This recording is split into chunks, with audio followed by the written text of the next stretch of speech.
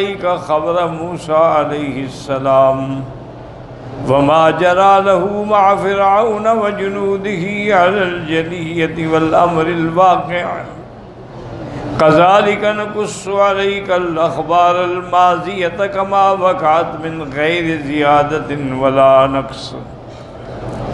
اب اللہ پاک نے حضور صلی اللہ علیہ وسلم کو فرمایا کہ جیسے ان آیات میں ہم نے آپ کو موسیٰ علیہ السلام کا اور اس کا جو فرعون کے ساتھ مناظرہ، مکالمہ، مجادلہ ہوا بڑا کھل کے واضح بیان کر دیا ہے، اسی طرح اس سے آپ سے پہلے جو زمانے ماضی کے اخبار ہیں، امم سالفہ کے اخبار ہیں، وہ بھی ہم آپ پر بغیر کسی زیادتی نقصان کے پورا ٹھیک بیان کرتے ہیں۔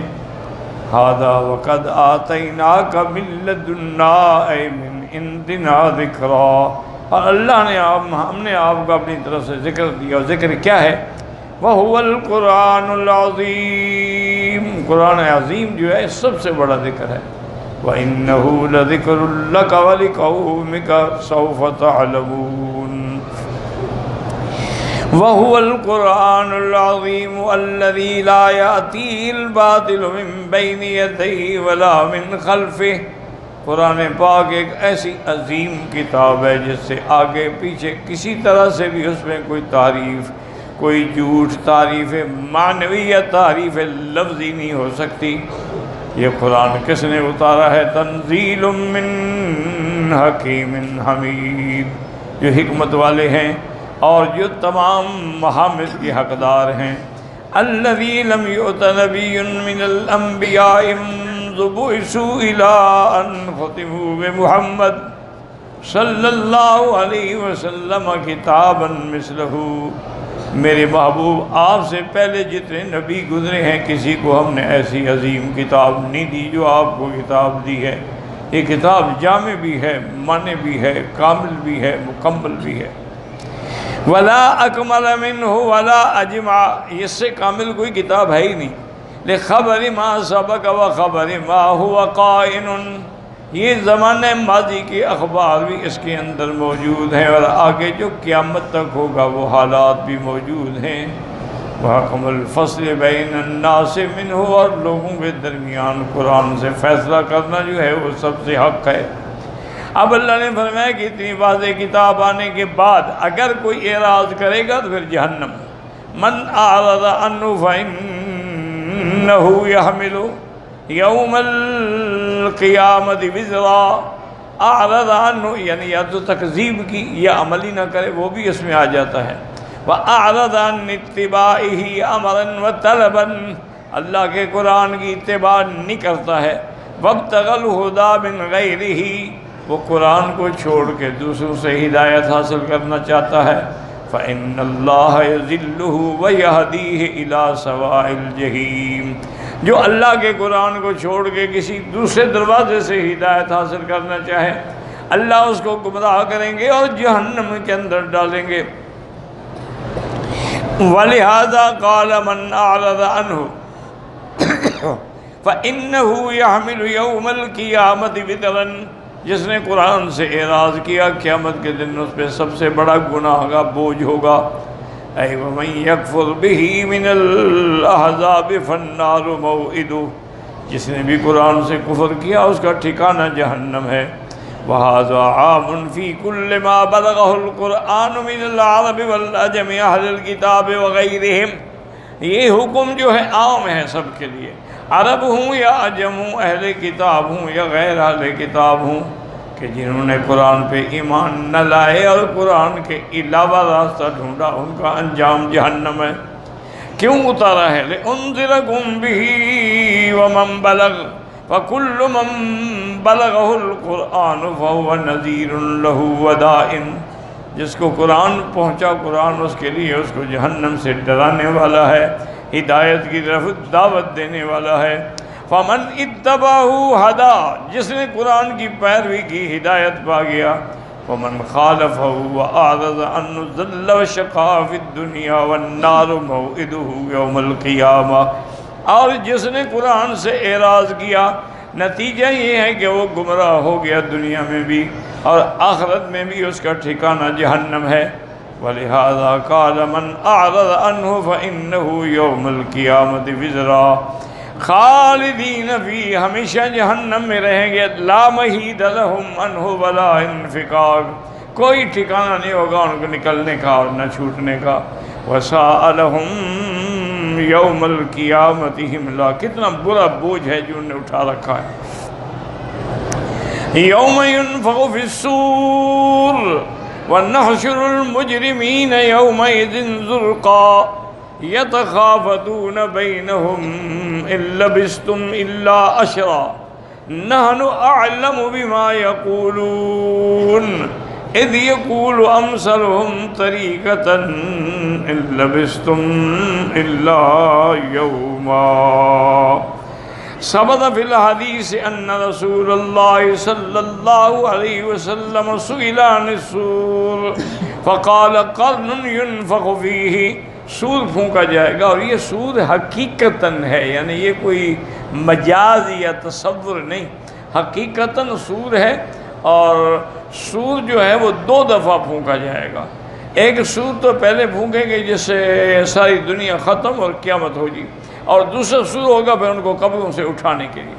نفخ فی الصور فصعق من فی السماوات ومن فی الارض الا من شاء اللہ ثم نفخ فیہ اخری فاذا ہم قیام ینظرون۔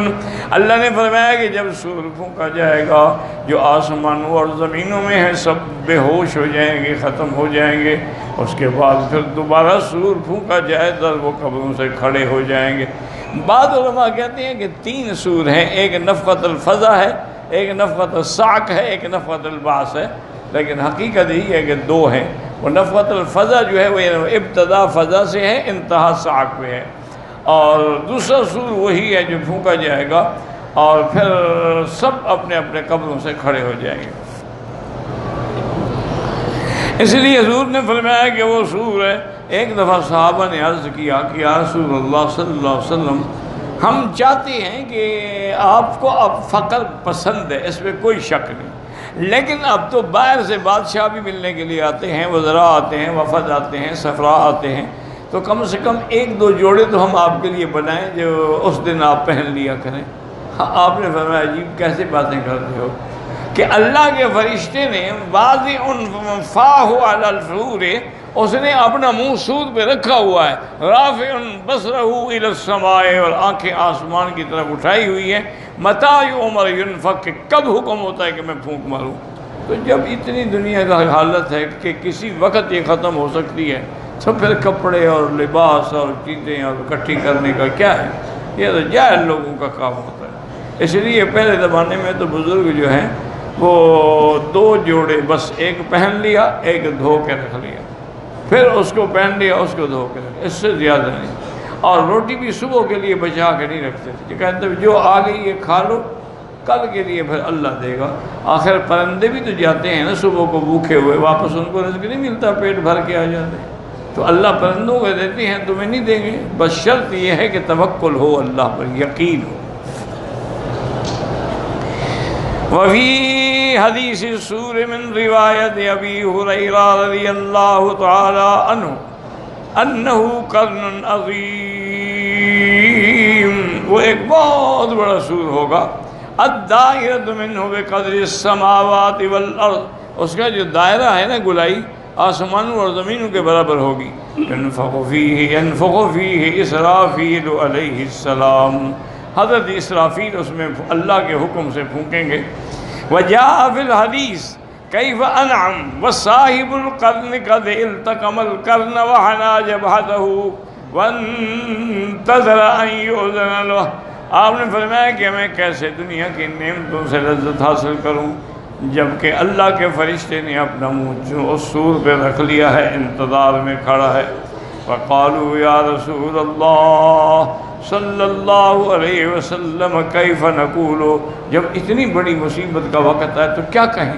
آپ نے فرمایا قولوا حسبنا اللہ ونعم الوکیل علی اللہ توکلنا۔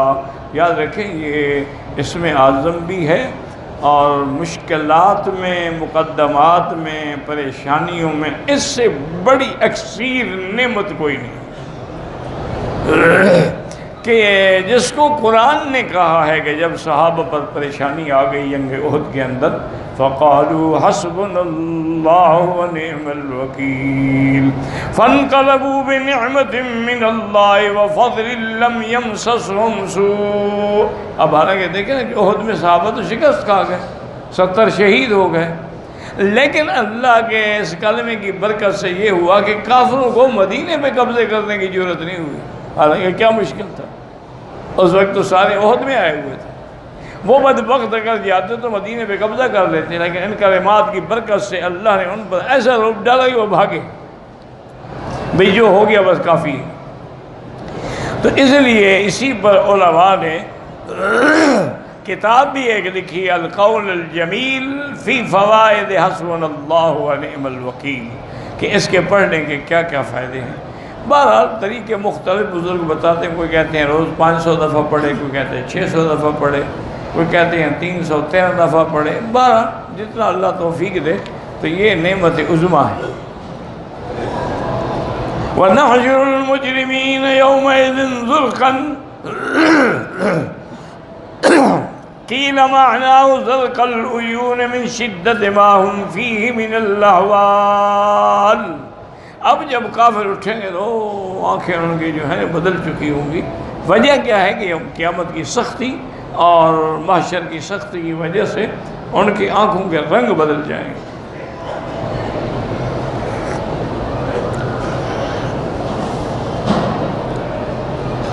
يَتَخَاطَبُونَ بَيْنَهُمْ قال ابن عباس يتصارون بینہم، آپس میں آہستہ آہستہ کہیں گے، یقول بعضهم لبعض ان لبستم الا عشرا اے فی الدار الدنیا، شاید بھئی ہم 10 دن ہی رہے ہیں دنیا میں، وہ سب کچھ بھول جائے گا نا جی، دماغ ہی ختم اڑ جائیں گے تو کیا یاد رہے گا۔ لقد كان لبثكم فيها قليلا 10 أيام أو نحوها، تو بارہ دنیا کی زندگی جتنا بھی ہو تھوڑی ہے، کیونکہ اصل زندگی تو آخرت کی ہے نا۔ جیسے اللہ فرماتے ہیں نحن اعلم بما يقولون، ہم جانتے ہیں یہ کیا کہہ رہے ہیں۔ اذ يقول امثلهم طریقۃ، امثلهم یعنی ان میں جو بڑا سمجھدار تھا نا، بڑا عقل والا، العاقل الکامل فیہم ان لبستم الا یوما، اس نے کہا کیا کہہ رہے ہو، 10 دن کا، ہم نے 1 دن گزارا ہے بس۔ لقصر مدت الدنیا فی انفسہم یوم المعاد، یہ کیوں کہہ رہے تھے؟ کیوں قیامت کے سامنے دنیا ہے ہی ایسے جیسے 1 دن یا اس سے بھی قریب۔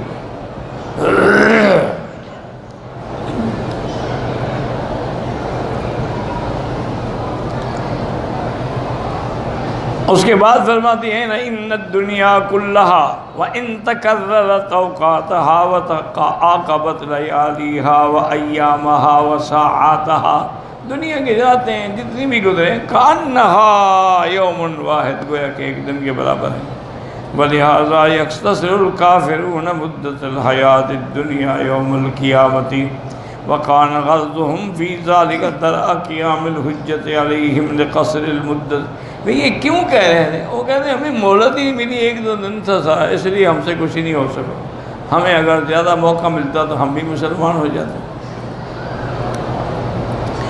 وَلِهَذَا قَالَ تَعَالَى وَيَوْمَ تَقُومُ السَّاعَةُ يُقْسِمُ الْمُجْرِمُونَ مَا لَبِثُوا غَيْرَ سَاعَةٍ، اور قیامت والے دن مجرم کافر قسمیں کھائیں گے ہم نے تو ایک گھڑی گزاری ہے فقط۔